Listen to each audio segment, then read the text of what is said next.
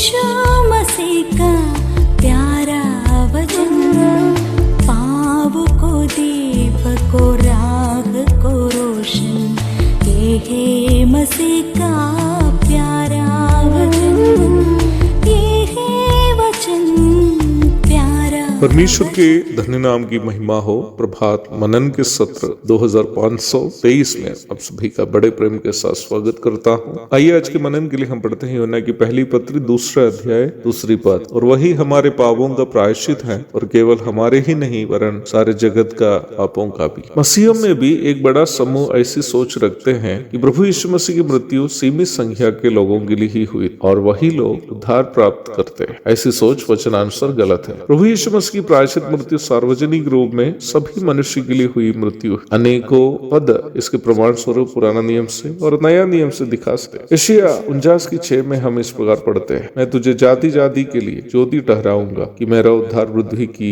एक ओर से दूसरी ओर तक फैल जाए। 52:10 में हम पुनः इस प्रकार पढ़ते हैं, पृथ्वी के दूर दूर देशों के सब लोग हमारे परमेश्वर का किया हुआ उद्धार निश्चय देख लेंगे। नया नियम में हम सबके लिए सबसे परिचित एक पद है यूहन्ना 3:16। निम्न पद के अंतिम भाग में हम इस प्रकार पढ़ते हैं, ताकि जो कोई उस पर विश्वास करे वे नष्ट ना हो परंतु अनंत जीवन पाए। यीशु मसीह का जन्म जब हुआ था, मैदान में सोए हुए चरवाहों को दूधगढ़ ने जो संदेश सुनाया वो इस प्रकार था, मत डरो क्योंकि देखो मैं तुम्हें बड़े आनंद का सुसमाचार सुनाता हूँ जो सब लोगों के लिए होगा। लूका 2:10। यहाँ प्रेरित यूहन्ना कहता है, और वही हमारे पापों का प्रायश्चित है, हमारे केवल ही नहीं और सारे जगत के पापों का भी। प्रभु यीशु मसीह की प्रायश्चित मृत्यु दुनिया के किसी एक खास धर्म जाति या समूह के लिए नहीं हुई बल्कि सारे मानव जाति के लिए हुई। प्रभु ने पाप के बोझ से तबाह हुए सभी मनुष्यों को पुकारते हुए कहा, हे सब परिश्रम करने वालों और बोझ से दबे हुए लोगों, मेरे पास आओ, मैं तुम्हें विश्राम दूंगा। मत्ती 11:28। जब मैं ये बात कहता हूँ तो कई लोग मैं खुद ही बताया हुआ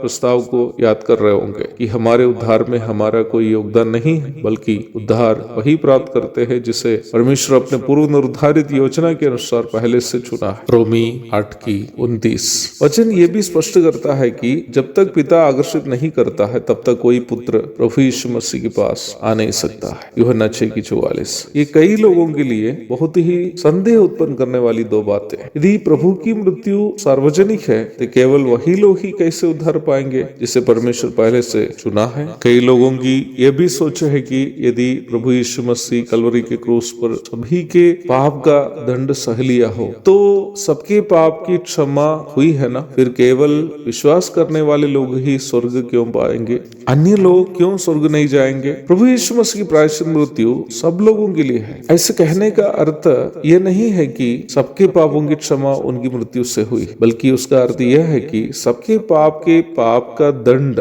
यीशु मसीह ने सह लिया, इसलिए सभी के पाप की क्षमा के लिए प्रभु की मृत्यु पर्याप्त है। अर्थात उनकी प्रायश्चित मृत्यु एवं पुनरुत्थान को अपने लिए हुई मृत्यु एवं पुनरुत्थान के रूप में स्वीकार करने वाला कोई भी व्यक्ति को, चाहे वह कोई भी भूमिया के हो या कितने भी अधमभावी क्यों ना, उनको पाप क्षमा अवश्य मिलेगी। परमेश्वर के पूर्णावतार यीशु मसीह के पास भी कोई भी मनुष्य स्वयं आ नहीं सकता जब तक परमेश्वर उसको अपना आत्मा को भेजकर पाप, धार्मिकता और न्याय के विषय में एहसास नहीं कराता। वह 9:44, 16:7 और 8। निम्न विषय को हम इस प्रकार समझ सकते हैं कि आदि अनादिकाल का परमेश्वर जो स्थिर वर्तमान में रहता है, अर्थात जिनका भूत, वर्तमान और भविष्यवाणी भविष्य नहीं है, ये बात पहले से जानता है कि कौन वास्तव में परमेश्वर को चाहता है और उनका उद्धार की प्राप्ति करने के लिए तरसता है। उसको परमेश्वर अपने उद्धार की ओर अगुवाई करता है। वचन 91:15 और 16 और 50:23। अर्थात किसी भी भूमिया के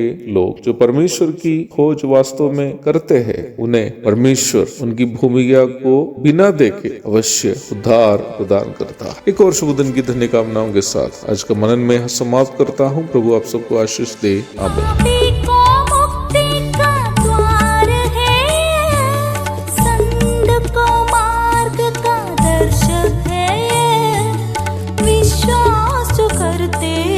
उसके लिए अनंत जीवन का साधन है।